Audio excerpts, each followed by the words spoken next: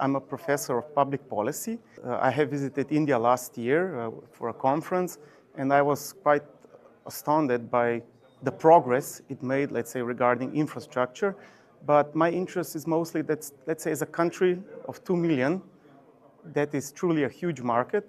And I believe that, let's say, the India-Slovenia relations will be very important in the upcoming decades, especially with the before mentioned free trade agreement between EU and India. So I believe there are a lot of opportunities, especially for a very technologically developed country such as Slovenia and its companies. As His Excellency Ambassador of India to Slovenia, Mr. Amit Narang, said, it's an opportunity of a generation. So I believe it will bring a boost in our economic cooperation, which again, such a market as India is of vital importance for Slovenia and its companies.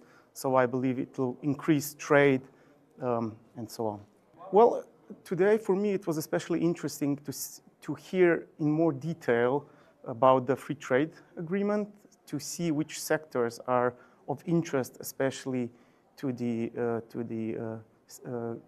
India, and to see where maybe we can find common ground in industry and so on.